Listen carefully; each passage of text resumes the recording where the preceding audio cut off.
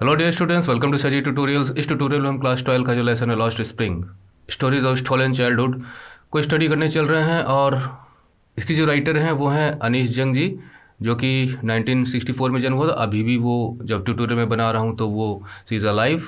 और ये lost spring stories of stolen childhood ये 2005 में बुक लॉन्च हुई थी।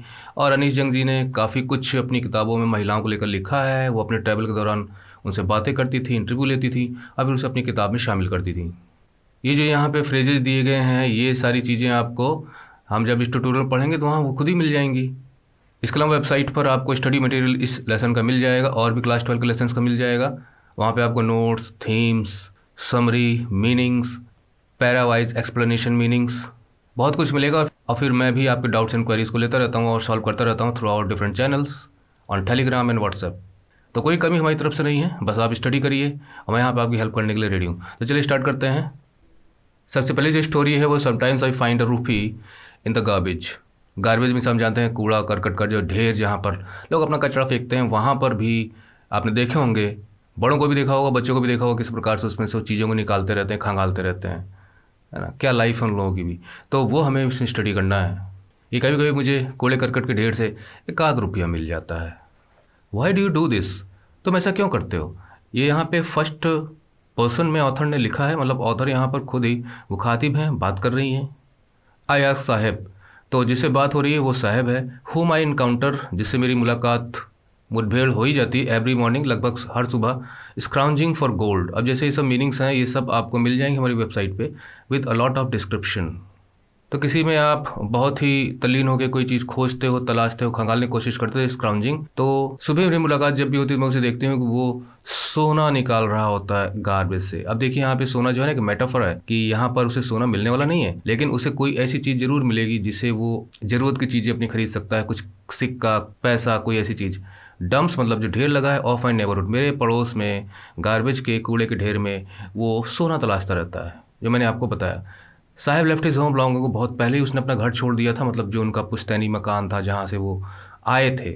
सेट अमिडिस्ट मतलब बीच में, ढाका से आए थे लोग, और वहाँ पे हरे भरे खेतों के बीच में इनका मकान था, वहाँ रहते थे। His home is not even a distant memory. Distant मतलब दूर का, मेमोरी मतलब याद, तो दूर की याद का मतलब बहुत पुरानी याद। तो उसे दूर दूर तक उसको ख्याल में उसके नहीं है कि कभी ढाका में उसका घर हुआ करता था। थे वो मैनी स्टॉन्स, बहुत से तूफान आए, swept away their fields and homes, जहाँ पर उनके खेत भी बह गए, उनके घर भी वहाँ बह गए, तबाही आ गई। और उसकी माँ ऐसा ही कुछ उसको बताती है कि उसके घरों को क्या हुआ था। इसी वजह से वे लोग गोल्ड की तलाश में बड़े बड़े शहरों की तरफ मूव कर गए, जैसे ये बड़ा शहर है जहाँ पे लोग रहते हैं। ये दिल्ली की बात हो रही है। फिर यहाँ से डायलॉग स्टार्ट होते हैं। मेरे पास कुछ भी तो करने के लिए नहीं है, ही मटर्स, वो अपने ऐसी मतलब बहुत हल्की हल्की आवाज़ में बड़बड़ाता है। लुकिंग अवे, यहाँ वहाँ देखते हुए। स्कूल चले जाओ, आई सेड ग्लिबली। देखिए ग्लिबली का मतलब होता है कि आप तुरंत जवाब दे देते हो, बिना कोई सिंसियरिटी की, कि हाँ आपके जवाब में कुछ अर्थ है, मतलब है, कि आपने कुछ सोच समझ के बोला है। बस चालाक बनते हुए आप जवाब दे देते हो। तो स्कूल जाया करो। रियलाइजिंग इमिडिएटली, लेकिन तुरंत मुझे इस चीज़ का एहसास हुआ, हाउ हॉलो, मतलब जिसके में दम ना हो, बेवर्थ का, बेमानी, खोखला सा। लेकिन फिर मुझे एहसास हुआ कि ये तो सब खोखली बातें हैं, मेरी सलाह का कोई मतलब नहीं है। साउंड मतलब लगना, जो भी मैंने बोला है वो सलाह उसे कैसी लगती होगी, क्या अर्थ उसका निकल के आता होगा। There is no school in my chain, मेरे आस पड़ोस में तो कोई स्कूल ही नहीं है। अब आपको समझ में आ गया कि क्यों उसे एहसास होता है कि कितनी हॉलो उसकी एडवाइस थी। When they build one I will go, जब कभी वो मतलब गवर्नमेंट है या कोई भी प्राइवेट प्लेयर्स हैं, मतलब जब वे लोग, मतलब जिनकी जिम्मेदारी स्कूल खोलना, खोलेंगे तो मैं जाऊँगा। यानी वो पढ़ना चाहता है, उसकी इच्छा है, पर स्कूल नहीं है आसपास, वो भी उस लेवल का जहाँ वो जा सके। लेकिन राइटर फिर भी बाज नहीं आ रहा। If I start A school will you come, अगर मैं स्कूल शुरू करूँ तो तुम आओगे पढ़ने के लिए? I ask half joking. Half joking का मतलब होता है कि मैंने ऐसी मजाक में कह दिया, पर कहीं ना कहीं मेरे मन में था काश मैं ऐसा स्कूल खोल पाऊँ। तो पूरी तरह से जोक नहीं था। I was a little bit serious about it, हो सके तो मुझे खोलना चाहिए। Yes he says smiling broadly, मुस्कुराते हुए। कुछ दिन बाद I see him running up to me. ओ हो, कुछ दिन बाद मैंने देखा वो दौड़ के मेरे पास आता है। Is your school ready? आपका स्कूल तैयार हो गया क्या? अब आप यहाँ फील करते चलिए, क्योंकि मैं क्लास में तो पढ़ा नहीं रहा हूँ, मैं तो वीडियो ट्यूटोरियल बना रहा हूँ, मुझे जल्दी से ख़त्म करना होता है। Otherwise I would have got involve in the feelings conveyed by such expressions. It takes longer to build a school. अरे स्कूल बनाने में टाइम लगता है। आई से एम्बेरेस्ड, थोड़ा सा शर्मिंदा होते हुए, पसोपेश की स्थिति में पड़ते हुए, क्या यार मैंने बोल दिया था और अब देखो क्या जवाब दूँ उसको। यानी अपने पे ही मैं शर्मसार था और अंदर से बेचैनी भी थी कि मैं ऐसा कुछ कर नहीं पा रहा हूँ। Eight having made a promise that was not meant, ऐसा प्रॉमिस करके जिसका कोई मतलब नहीं था, not meant but promise like mine. लेकिन मुझ जैसे लोगों जैसी प्रोमिस अबाउंड। अबाउंड का मतलब होता है कि बहुतायत में, खूब सारी। ऐसे तमाम लोग मिलते हैं जो इस तरह वादे करते रहते हैं कि हम इनके लिए ये करेंगे वो करेंगे। तो ये खोखली बातें करने वाला सिर्फ मैं ही अकेला नहीं हूँ। इन एवरी कॉर्नर ऑफ इस ब्लैक वर्ल्ड, ब्लैक का मतलब होता है जिसका कोई भविष्य ही ना हो, अंधकारमय हो, डल एंड चीयरलेस, होपलेस, एकदम रूखा सूखा, कोई स्वाद नहीं, जहाँ पे कोई इंटरटेनमेंट नहीं, कोई इंजॉयमेंट नहीं है, ब्लैक, नीरस, बोरिंग, जितना भी कुछ आप लगा सकते हो। तो उसके ब्लैक वर्ल्ड में ऐसे बहुत से लोग हैं जो इस तरह के बातें करते रहते होंगे। अरे मैं भी उसमें शामिल हो गई। After a months of knowing him, मतलब लगभग 1 महीना हो गया था, मैं उसको जान गई थी थोड़ा बहुत। आस्क्ड हिम हिज नेम, मैंने उसका नाम पे पूछा, उसने नाम बताया, साहब ए आलम। उसने ऐसे बोला जैसे वो अनाउंस कर रहा। He does not know what it means, उसे पता भी नहीं इसका अर्थ क्या होता है। If he new it's meaning, अगर उसका अर्थ पता भी होता ना, क्या होता है, लॉर्ड ऑफ द यूनिवर्स। क्या मतलब होता है, लॉर्ड ऑफ द यूनिवर्स। क्योंकि देखिए, आलम हो गया दुनिया या ब्रह्मांड, साहब हो गए उसके मास्टर हो गए। तो इस दुनिया का जहाँ का मालिक, नाम देखो कैसा है, और कूड़े करकट में ढेर में वो चीज़ों को खंगालता फिरता है अपनी ज़िंदगी चलाने के लिए। तो राइटर कहते हैं अनीश जंग जी कि अगर उसे पता भी होता he would have hard time believing it. तो उसे हार्ड टाइम मतलब होता है कि डिफ़िकल्ट टू बिलीव, उसे बिलीव ही ना होता कि मेरा नाम ऐसा है और काम कैसा है। Unaware of what is name represents, मतलब बिना जानते हुए, अनअवेयर कि उसका नाम का क्या मतलब है। ही रोम्स द स्ट्रीट्स, वो यहाँ वहाँ घूमता रहता है गलियों में, स्ट्रीट्स पे, सड़कों पर, अपने दोस्तों के साथ। Oh, an army of barefoot boys, barefoot मतलब नंगे पैर, और आर्मी हो गया द ग्रुप ऑफ बॉयज़, वो अपने फ्रेंड्स के साथ सुबह ही सड़कों पर निकल पड़ता है। Who appear like the morning birds, यहाँ पे उसने तुलना की है compared with the morning birds. तो जैसे सुबह सुबह पक्षी चहचहाने लगते हैं, है ना, अर्ली मॉर्निंग, उस तरह से वो भी निकल पड़ते हैं। एंड डिसअपियर एट नून, इसका मतलब ये है कि दोपहर को जब धूप तेज़ हो जाती है तो नज़र नहीं आते, यहाँ वहाँ कहाँ हो जाते हैं कुछ पता नहीं चलता। बर्ड्स भी दोपहर को नज़र नहीं आती, या तो पेड़ों में छाँव में अपनी बैठी रहती हैं। तो काम के लिए सवेरे निकलते हैं, फिर तितर बितर अपनी अपनी जगहों पे चले जाते हैं यहाँ वहाँ तलाश में। 1 महीने बाद लगभग, over the months, I have come to recognise each of them, लगभग मैं सबको जान गई हूँ बारी बारी से। क्योंकि अनीश जंग जो राइटर हैं वो अपने ट्रैवल के दौरान ये सब करती रहती थी, लोगों के जीवन में उनका इंटरेस्ट था और वो जानना चाहती थी कि किस तरह से बीतता है, खासकर महिलाओं का। Why are not you wearing chappals, chappals क्यों नहीं पहनते? आई आस्क वन, मैंने एक से पूछा। My mother did not bring them down, मेरी माँ ही नहीं लेके नहीं आई, सेल्फ से उन्होंने उतारा ही नहीं। चप्पल हैं घर में रखे हुए हैं अलमारी में, पर मेरी माँ ने उतारा ही नहीं। इन्हें भी नंगे पैर निकल जाने में आसानी होती है।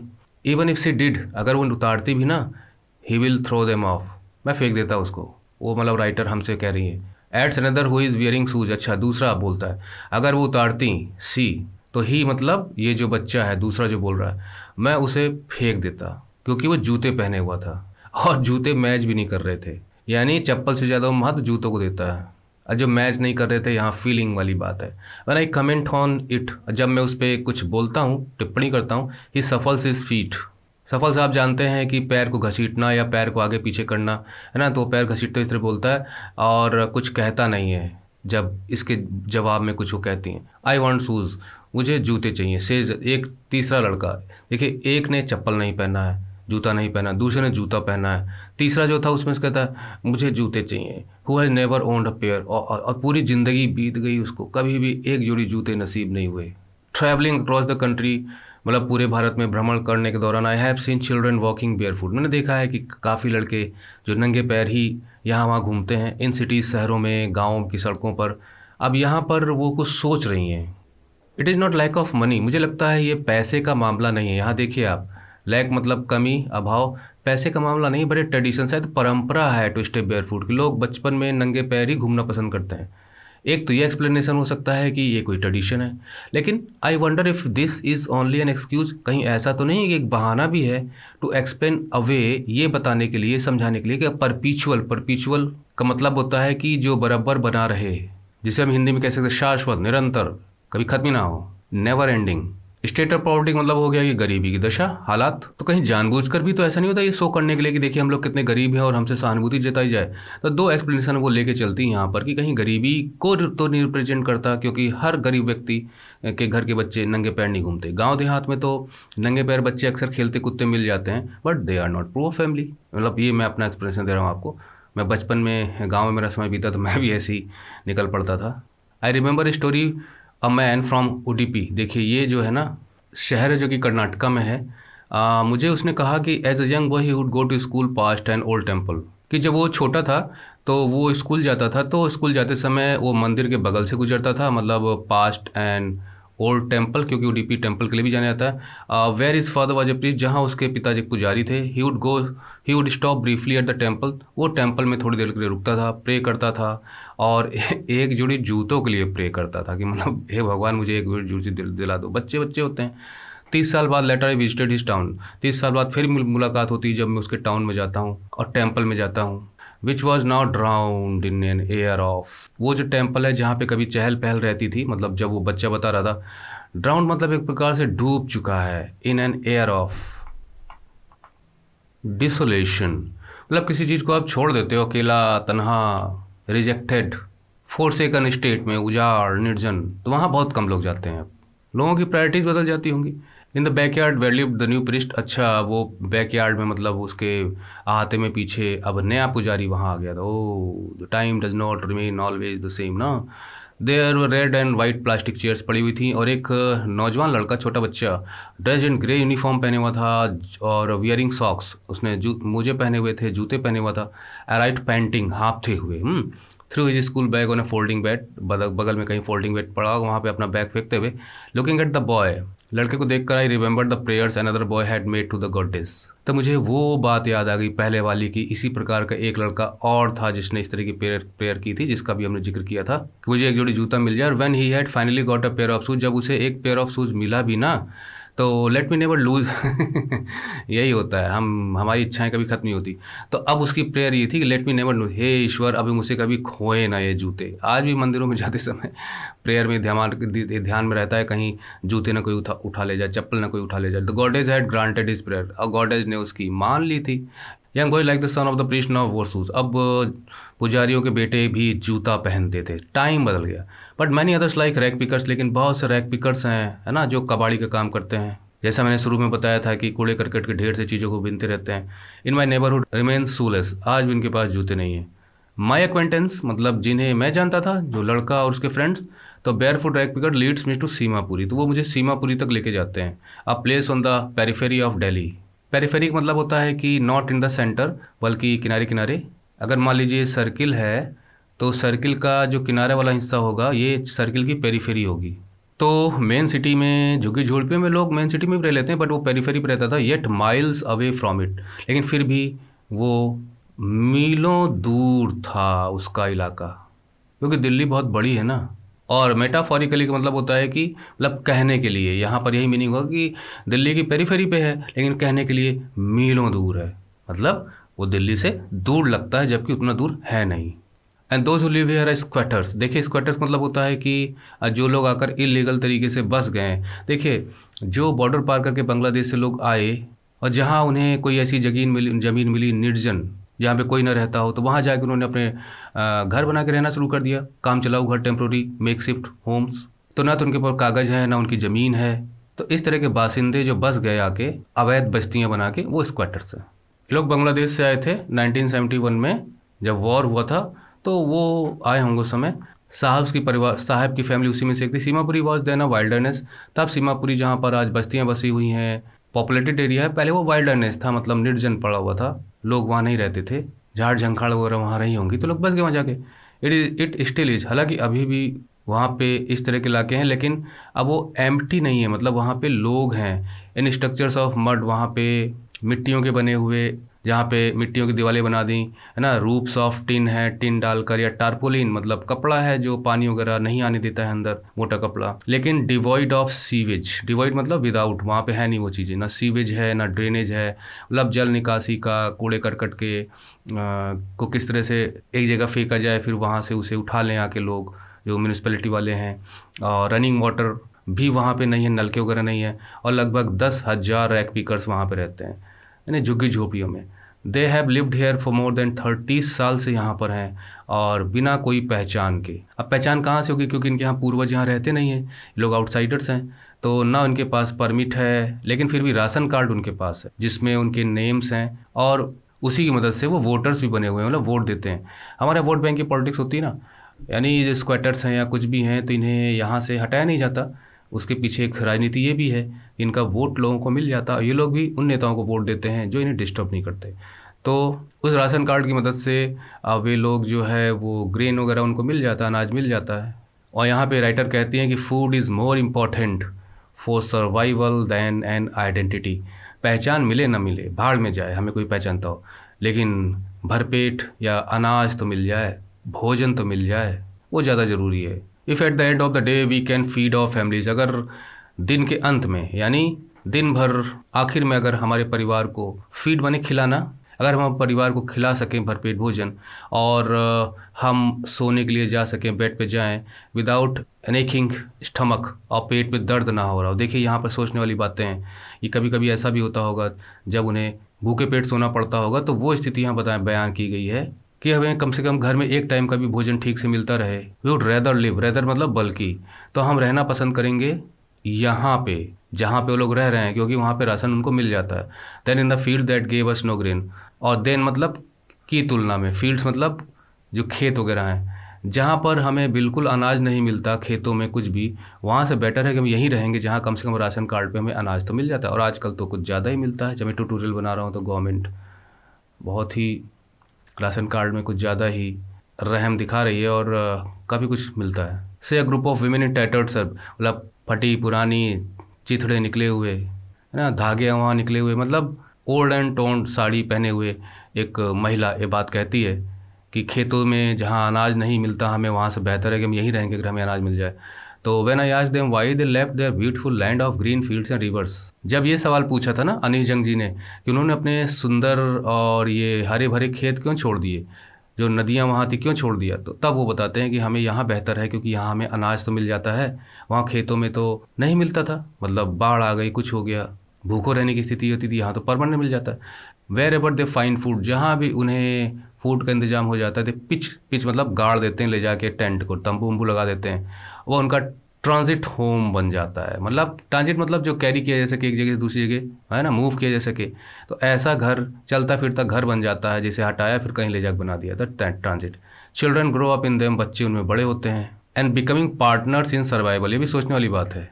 कहने का मतलब ये है कि जो घर के बड़े लोग काम करते हैं पूरे परिवार के सर्वाइवल के लिए, तो बच्चे भी कुछ बड़े हो जाते हैं तो वो भी उसमें कंट्रीब्यूट करते हैं घर की इनकम में। That is the partners in survival, that is contributing to the earning of the family. And survival in Seemapuri means rag picking, और सीमापुरी जैसे जगह पर जहाँ वो रहते हैं, जीवित रहने का मतलब, ज़िंदगी चलाने का मतलब रैक पिकिंग, यानी वहाँ पर रैक पिकर्स ही रहते हैं ज़्यादातर।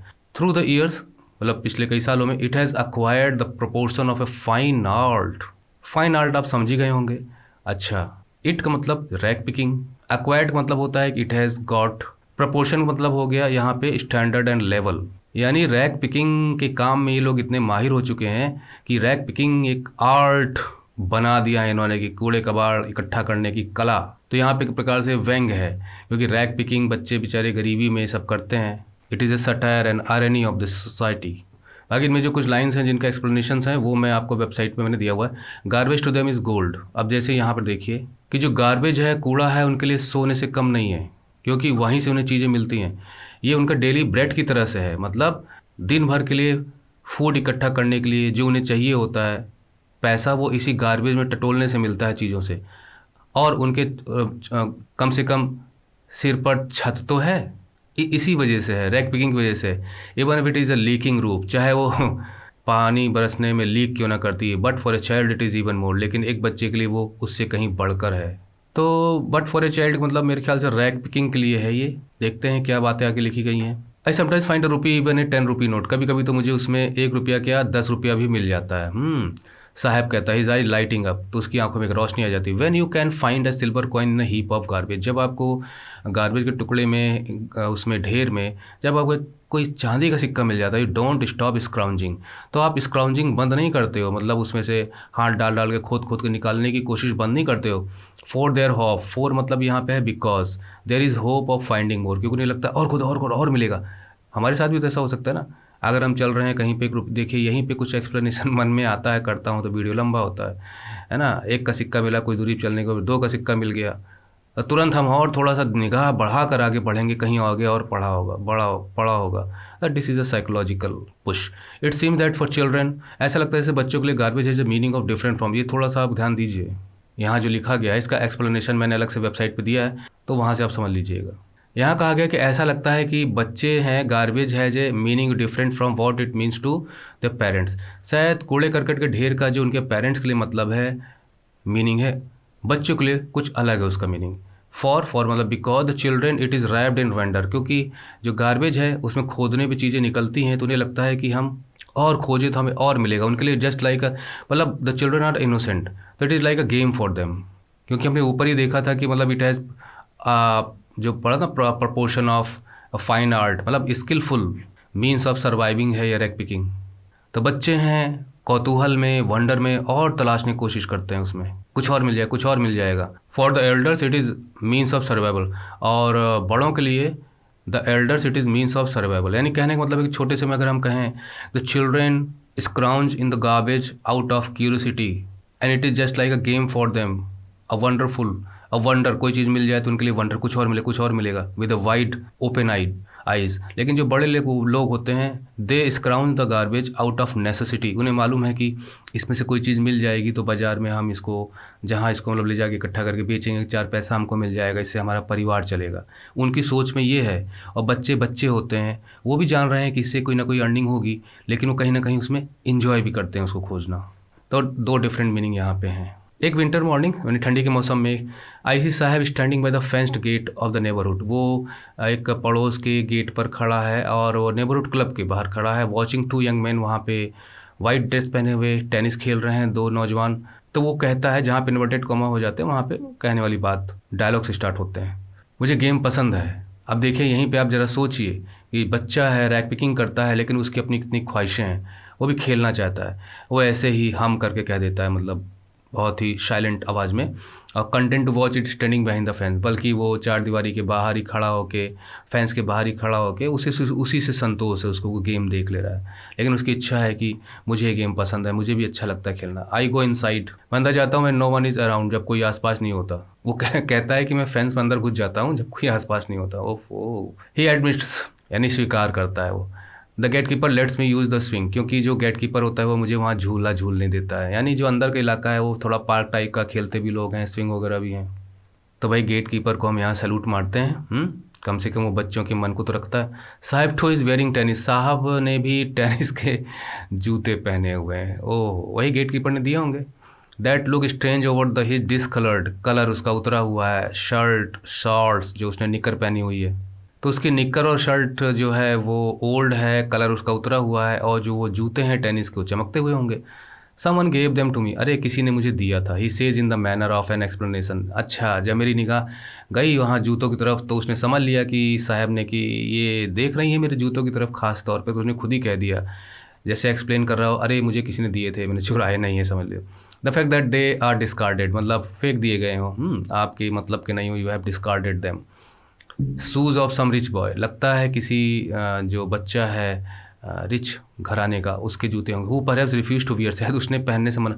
ओह, बताइए, उस बच्चे ने इनको पहनने से मना कर दिया because of a hole in one of them, क्योंकि उसमें से एक छेद था। डज नॉट बॉदर हिम, और वही छेद उसे बॉदर मतलब परेशान करना, चिंता की वजह बनना। रिच घराने का लड़का उसे फेंक देता है because there is a hole in it, and Saheb उसे अपना लेता है, कोई फ़र्क नहीं पड़ता, जूते तो मिले, होल से क्या मतलब है। For one who has walk barefoot, जो नंगे पैर चलता हो, even shoes with a hole, एक होल वाला जूता भी उसके लिए ड्रीम कम ट्रू, किसी सपने के पूरा होने से कम नहीं है। These things need explanation. आपके क्लास के जो टीचर्स इंग्लिश है ना, उनसे कहा करिए, सर हमको फीलिंग्स में ले जाइए, चीज़ें ऐसे समझाइए, लिटरल मीनिंग मत समझाइए, ड्रीम माने सपना पूरा हो जाना, ज़रा इसको जोड़िए सिचुएशन से। आंखों में आंसू आ जाएंगे। But the game he is watching so intently, intently मतलब बहुत ध्यान से, एक carefully, is out of his reach, लेकिन जो गेम वो अपनी आंखों से देख रहा है उसकी पहुंच से बाहर है। यानी जूते तो मिल गए लेकिन वो टेनिस नहीं खेल पाएगा, रैग पिकर है ना। This morning Saheb is on his way to the milk, ओ हो, आज सुबह मैंने देखा कि वो मिल्क बूथ की तरफ जा रहा था, कुछ change. This morning Saheb is on his way to the milk booth, आज मैंने देखा कि साहेब मिल्क बूथ की तरफ जा रहा था। In his hand is a steel canister, और उसने हाथ में स्टील का एक कंटेनर पकड़ा हुआ है, कनिस्टर है। I know work in it, अब मैं एक टी स्टाल पर काम करता हूँ, डाउन द रोड, रोड में आगे की तरफ। He says pointing in the distance, distance की तरफ इशारा करते हुए, आई एम पेड 800 रुपीज़, मुझे 800 रुपीज़ मिल जाता है, एंड मुझे ऑल माई मील्स, और मुझे पूरा खाना भी मिलता है। Does he like the job, अब वो मन में प्रश्न आता अनीश जंग जी के, क्या उसे काम पसंद है। आई आस्क, मैं पूछती भी हूँ। हिज फेस, उसका चेहरा, आई सी, मैं देख रही थी, had lost the care free look.